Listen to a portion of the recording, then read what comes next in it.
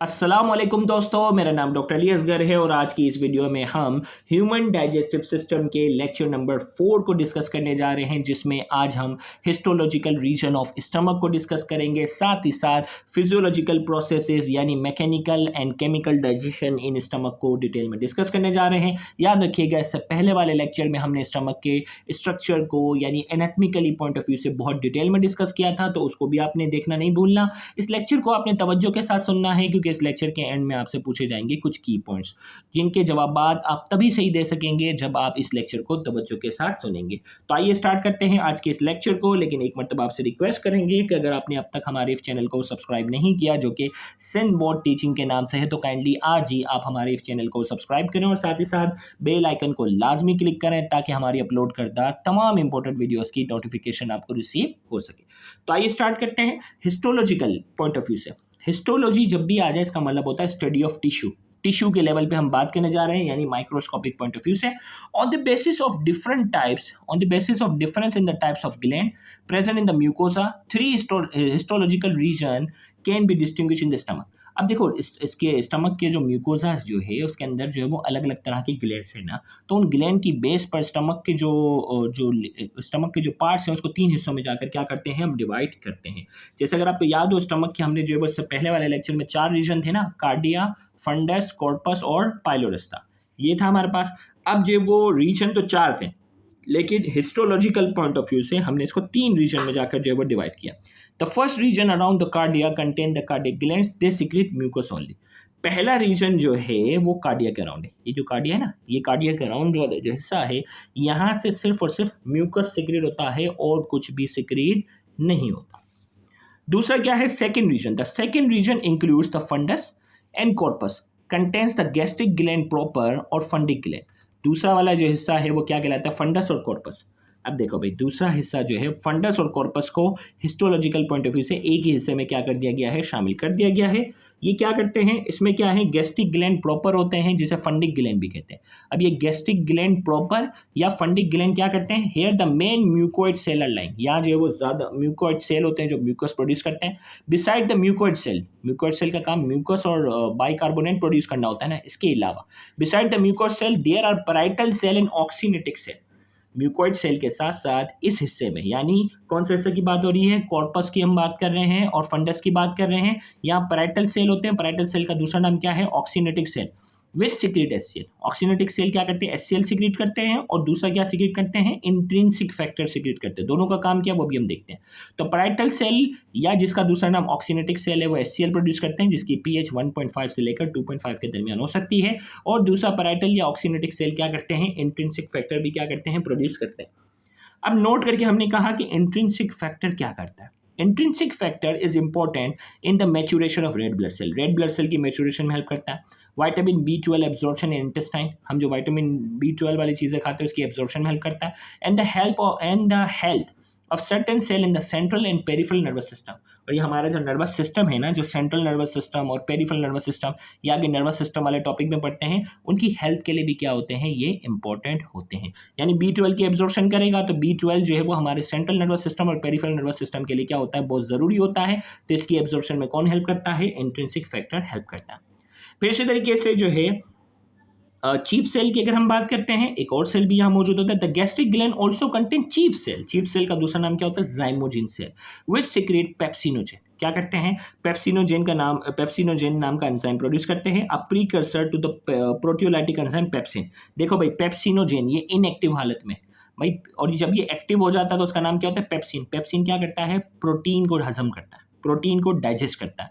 तो ये जो चीफ सेल है या जिसे जाइमोजिन सेल कहते हैं, ये पेप्सिनोजेन यानी इनएक्टिव फॉर्म में क्या करते हैं, इनएक्टिव फॉर्म के अंदर ये एंजाइम जो है वो प्रोड्यूस करेंगे। इसको एक्टिव कौन करेगा, आगे इसकी जिक्र है, HCl जो होगा वो इसको एक्टिव करेगा। आगे HCl का फंक्शन पे आते हैं, इंट्रिंसिक फैक्टर के फंक्शन पढ़ लिए ना, HCl का फंक्शन आगे आएगा, तो परेशान मत होना।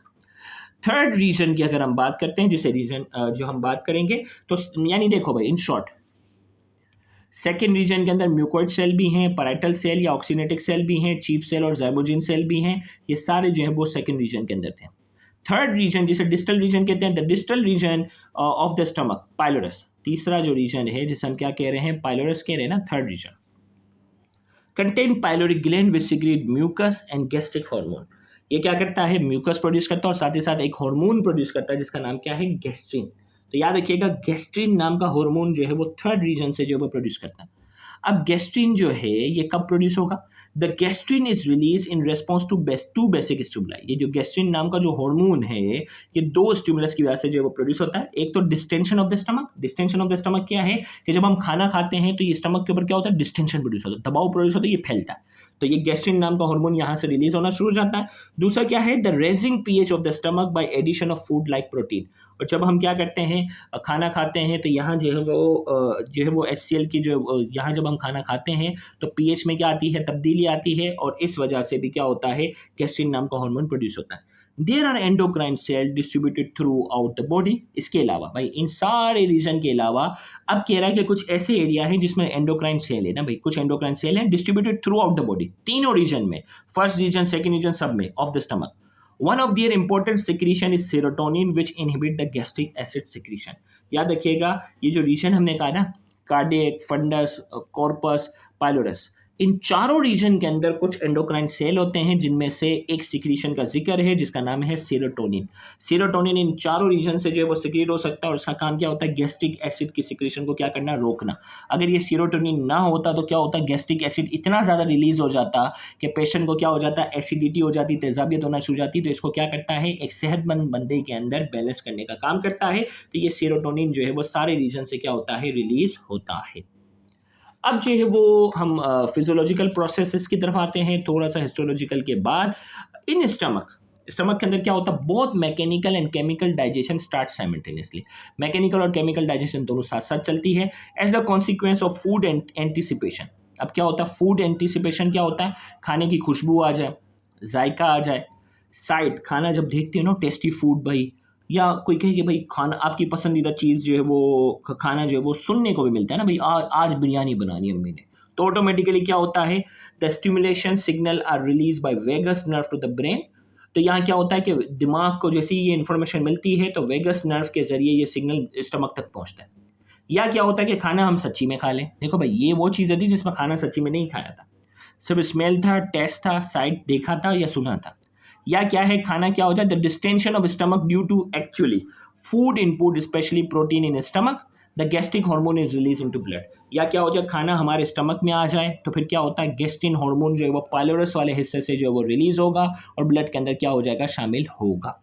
तो इन शॉर्ट कि जब भी ये गैस्ट्रिन हार्मोन दो तरीक़ों से रिलीज़ होता है भाई, खाना जो है वो सूंघ लेते हैं, जायका आ जाता है, साइड देख लेते हैं या सुन लेते हैं, अभी स्टमक तक खाना पहुंचा नहीं है, फिर भी गैस्ट्रिन हार्मोन जो है वो रिलीज़ होना शुरू हो जाता है। या खाना जब एक्चुअली जो है वो स्टमक में पहुंच जाता है तब भी क्या होता है, गैस्ट्रिन हार्मोन जो है वो रिलीज़ होता है। अब ये वेगस नर्व क्या है, वेगस नर्व रिप्रेजेंट ये दिमाग से आने वाली 10वीं क्रेनियल नर्व है। याद रखिएगा दिमाग से आने वाली 12 क्रेनियल नर्व होती हैं जो दिमाग से निकलती हैं, ये 10वें नंबर वाली नर्व होती है जिसे वेगस नर्व कहते हैं। The vagus nerve represent the main component of the parasympathetic nervous system. Nervous system की जो हम क्लासिफिकेशन पढ़ते हैं सेकेंड ईयर बायोलॉजी में, उसमें sympathetic nervous system, parasympathetic nervous system, तो उसका जो मेन कंपोनेंट है, पैरासिम्पैथेटिक नर्वस सिस्टम का जो मेन कंपोनेंट है वो वेगस नर्व है। ये क्या करता है, it control digestion, immune response, heart rate, ये सारी चीज़ें जो वो वेगस नर्व कंट्रोल करता है।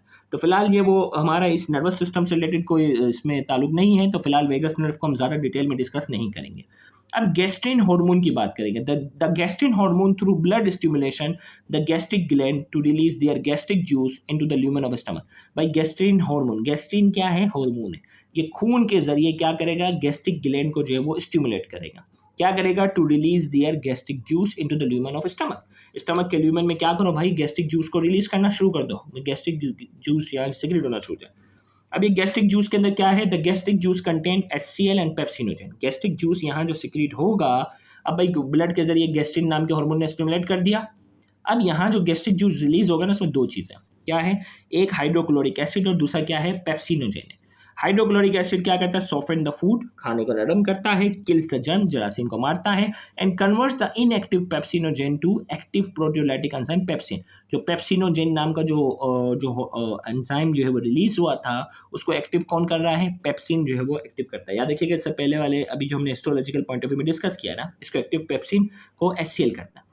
अब ये पेप्सिन जब एक्टिव हो चुका है, ये क्या करता है, the pepsin breaks down protein into peptones, short chain polypeptide. Pepsin जो है वो क्या करता है, प्रोटीन को जो है वो तोड़ता है छोटी छोटी चेन, छोटी छोटी पॉलीपेप्टाइड चेन में, जिन्हें हम क्या कहते हैं, पेप्टोन्स कहते हैं। अब जो है हम बात करते हैं mucosal layer. The stomach itself is protected against the action of HCl through its thick coating of mucus। Stomach जो है वो क्या है, itself is protected against the action of HCl through its thick coating। अब देखो भाई, stomach खुद कैसे बच जाता है भाई, ये HCl 1.5 से लेकर 2.5 की पीएच का है ना, इतनी खतरनाक पीएच अगर इंसान के हाथ पे गिर जाए तो हाथों को जला देती है। तो ये स्टमक कैसे बचता है, तो ये कह रहा है कि ये म्यूकस की जो थिक लेयर है ये इसको बचाने का काम करती है। तो यहाँ हमने कहा कि थिक कोटिंग होती है। अब नोट करके हमने कहा the pH of mucosal layer is raise up to 7 due to release of bicarbonate ion. यहाँ जो म्यूकोइड सेल थे ना, म्यूकोइड सेल क्या करते थे, म्यूकस के साथ बाइकार्बोनेट आयन भी रिलीज करते थे। तो ये बाइकार्बोनेट आयन क्या करते हैं, उसकी पीएच को 7 तक क्या कर लेते हैं, मेंटेन करते हैं, ताकि इसकी वॉल को कोई नुकसान ना हो। जबकि नोट करके हमने कहा the pH towards the lumen of the stomach remain around 1.5 to 2.5। जबकि ये जो पीएच जो स्टमक के जो ल्यूमेन के अंदर तक होता है ना, ये पीएच 1.5 से लेकर 2.5 के दरमियान होता है।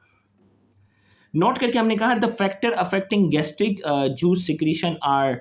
अब वो कौन कौन से फैक्टर हैं जो गैस्ट्रिक जूस की सिक्रीशन पर असरअंदाज होते हैं, वो न्यूरोनल हैं, मैकेनिकल है और हार्मोनल है। अब ये न्यूरोनल क्या है, इसका दिमाग से भी ताल्लुक है। मैकेनिकल जो है वो खाना किस तरह का खाते हैं, यानी इसकी मस्कुलर कैपेसिटी पर डिपेंड करता है, और हार्मोनल, इन तीनों चीज़ों पर ये गैस्ट्रिक एसिड की जो सिक्रीशन है वो डिपेंड करती है।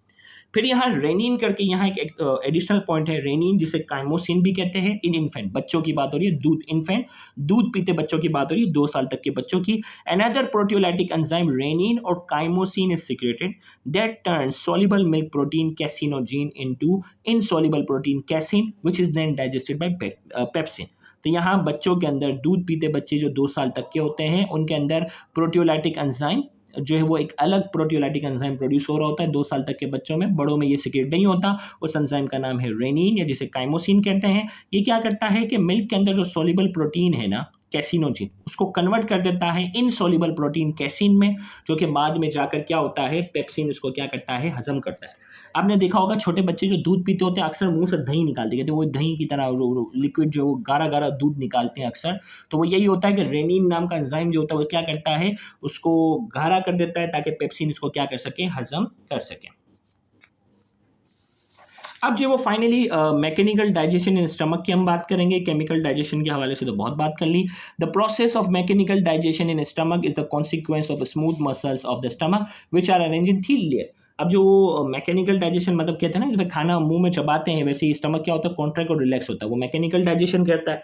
तो मैकेनिकल डाइजेशन में क्या है, मस्कुलर लेयर होती है वो 3 लेयर में। द इनर मोस्ट जो होती है वो यूनिक होती है, वो ऑब्लिक होती है। मिडल जो होती है वो सर्कुलर होती है, और आउटर जो होती है वो लॉन्गिट्यूडनल होती है। ये पहले भी, इससे पहले जो है वो हमने स्टमक की लेयर के अंदर डिस्कस किया हुआ था। तो ये 3 लेयर होती हैं, ये कॉन्ट्रैक्ट होती है और रिलैक्स होती हैं। The contracting and peristaltic movement due to these muscles are responsible for the churning of the food in the stomach, mixing up of the gastric juice with food and then transport of the food from stomach to the duodenum। ये जो muscles होते हैं ये contract होते हैं, relax होते हैं, इसकी वजह से खाना क्या होता है, कर्निंग होता है, मिक्सअप होता है, सही से होता है, और मैकेनिकली डाइजेस्ट होता है, और ये गैस्ट्रिक जूस के साथ जो है वो सही तरीके से मिक्सअप होता है, और फिर खाना वहाँ से स्टमक से ड्यूडेनम की तरफ, यानी ये सही तरीके से हो जाए तो खाना जो है वो फिर क्या होता है, ड्यूडेनम की तरफ बढ़ेगा। काइम की हम बात करते हैं। काइम, इससे पहले भी इसका जो है वो जिक्र हुआ है। The food after several hours of mechanical and chemical digestion become a paste like chyme which is then transported bit by bit to first segment of the small intestine, the duodenum. अब खाना जो है यहाँ कई घंटों के बाद digestion के बाद अब पेस्ट लाइक सब्सटेंस में कन्वर्ट हो चुका है, जिसे काइम कहते हैं। और काइम जो होता है वो first part of the duodenum के अंदर दाखिल होगा, और first part of the small intestine क्या है, ड्यूडेनम। स्मॉल इंटेस्टाइन पढ़ेंगे, इसके 3 पार्ट होते हैं, जिसमें इसका पहला पार्ट जो है वो क्या है, ड्यूडेनम है। Finally absorptive role of the stomach, it absorb few of the digestive product, water, glucose and some other sugar, amino acid and some fat soluble substance। ये क्या करता है, एब्जॉर्प्टिव स्टमक का एब्जॉर्प्शन में क्या किरदार है, याद रखिएगा एब्जॉर्प्शन के अंदर ज़्यादातर इंटेस्टाइन का किरदार होता है, लेकिन ये क्या करता है, it absorb few digestive product, कुछ चीज़ों को एब्जॉर्ब करने की सलाहियत है। मिसाल के तौर पर वाटर हो गया, ग्लूकोज हो गया, कुछ सिंपल सी शुगर को एब्जॉर्ब कर सकता है, अमाइनो एसिड को एब्जॉर्ब कर सकता है, और कुछ जो है वो फैट वाली चीज़ों को भी एब्जॉर्ब कर सकता है। अब जो वो आते हैं अब की पॉइंट्स की तरफ, कि अब तक हमने लेक्चर में जो बातें की हैं उससे रिलेटेड की पॉइंट्स 8 से लेकर 14 तक का आपको जवाब देने हैं। डेड सेल सिक्रीट HCl, याद रखिएगा ये बड़ा फेवरेट सवाल है कि वो कौन सा सेल होता है जो हाइड्रोक्लोरिक एसिड को सिक्रीट करता है। Their cell secrete intrinsic factor, वो कौन से सेल होते हैं जो इंट्रिंसिक फैक्टर रिलीज करते हैं, ये एमसीक्यू के बड़े फेवरेट सवाल है। Dash help in absorption of vitamin B12, वो कौन सी चीज़ होती है स्टमक के अंदर जो विटामिन B12 की एब्जॉर्प्शन में हेल्प करेगी। डेयर सेल सीक्रेट पेप्सिनोजेन, वो कौन से सेल होते हैं जो पेप्सिनोजेन नाम का एंजाइम जो है वो रिलीज करते हैं। Pepsinogen is converted into pepsin by, pepsinogen जो कि इनएक्टिव हालत में है, जो कि एक्टिव हालत पेप्सिन में जाकर जो है वो कन्वर्ट होगा, किसके जरिए, dash in stimulus the gastric gland to release their gastric juice through blood, वो कौन सी चीज़ है जो गैस्ट्रिक ग्लैंड को जो है वो स्टिमुलेट करेगी कि वो गैस्ट्रिक जूस सिक्रीट करे थ्रू ब्लड के जरिए। एक तो होता है ना, अब देखो यहाँ हिंट दे देता हूँ, इसमें परेशान ना हो, ब्लड के जरिए गैस्ट्रिन हार्मोन जो है वो स्टिमुलेट करता है, और डायरेक्ट स्टिमुलेट कौन करता है, डिस्टेंशन, स्टमक के अंदर डिस्टेंशन प्रोड्यूस होगी तो गैस्ट्रिक जूस डायरेक्ट रिलीज हो जाएगा। और खून के जरिए अगर पूछा जाएगा तो गैस्ट्रिन जो है वो ब्लड के जरिए जाकर गैस्ट्रिक जूस को क्या करेगी, स्टिमुलेट करेगी। दो अलग अलग जवाब है, डायरेक्ट कौन करेगा, डिस्टेंशन, और खून के जरिए कौन करेगा, गैस्ट्रिन नाम का hormone. Dash nerve represent the main component of the parasympathetic nervous system, वो कौन सी नर्व है जो पैरासिम्पैथेटिक नर्वस सिस्टम का मेन कंपोनेंट की हैसियत रखती है। तो इन तमाम की पॉइंट्स के जवाब आपने कमेंट सेक्शन में देने हैं। उम्मीद करते हैं आज के लेक्चर आपके लिए काफी इंफॉर्मेटिव होगा। Thank you very much. Allah.